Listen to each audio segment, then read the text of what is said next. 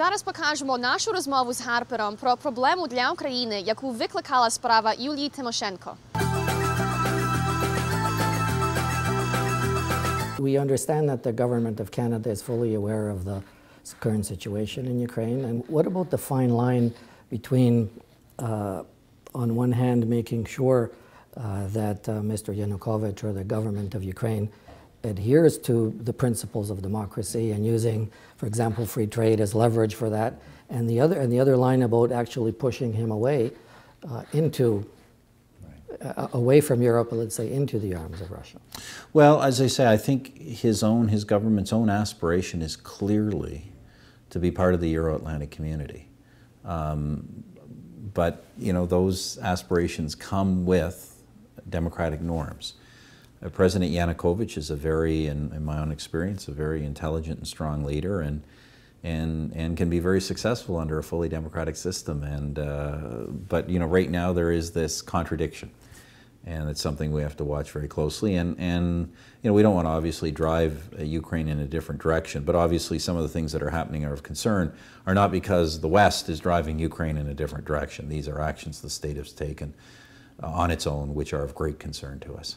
What I wanted to ask you is about the underlining issue of Russia continuously trying to undermine and interfere Ukraine's process in democracy and sort of isolate it from the West, and therefore bring it back into this post-Soviet system that they want to create.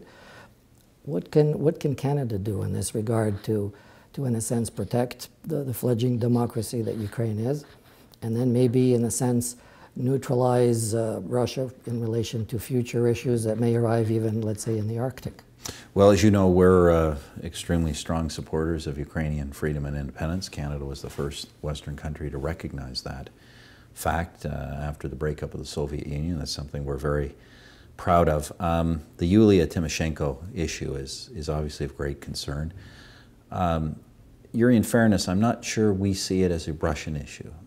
This is more a fundamental issue about democratic norms, a vigorous opposition, judicial independence, and sound judicial process. These are fundamental bases of a democratic society. I know that Ukraine, including under its current president, aspires to be part of the Euro-Atlantic community, part of the European Union, to have good relationships with countries like Canada. And we're anxious to build that as well. But the basis of that relationship has to be norms of freedom, democracy, and justice. I've written President Yanukovych to make that clear, how concerned I am about this situation. Minister Baird has said that you know, this could have serious consequences on bilateral relations between Canada and Ukraine. So we're obviously going to continue to push hard. I actually do think the current government in Ukraine understands that its long-run interests are not aligned to Russia, but aligned to the broader democratic community. But then the government's own practices have to reflect those values. Do you think the fact that you visited Ukraine and met the Prime Minister of Ukraine yourself, or the President, yes, is, do you think you have potentially yourself influence over what he may do? You know, we'll do what we can, and we are doing what we can, and we'll continue to do what we can to try and influence the government of Ukraine. But, you know, these values that I actually think reflect the true values of the Ukrainian people, ultimately have to be embraced by its own government. The government cannot be ambivalent about them.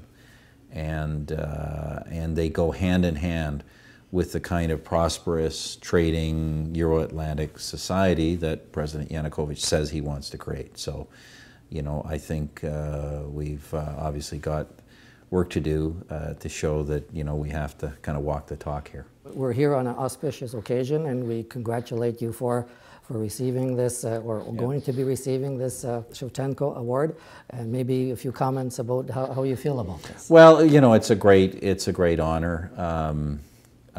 You know, I've often said that growing up in Toronto and had many Ukrainian friends who, you know, I've always said in that era, Ukrainian Canadians kind of lived under a cloud, knowing, you know, how bad things were back in their homeland.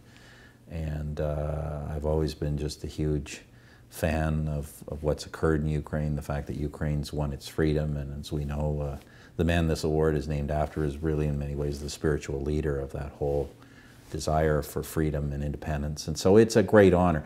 You know, Yuri, the truth is when you get these kinds of awards, you know, it's a great honor to have it. I always feel that, you know, I don't really measure up to these awards. So I tend to look at the award really as not just for me, but as, you know, support for the government and for Canada more generally, for what it's done over the years to embrace and encourage Ukrainian freedom and independence. And certainly the award's an opportunity for me to remind Ukrainian Canadians that our government will continue to stand for those values.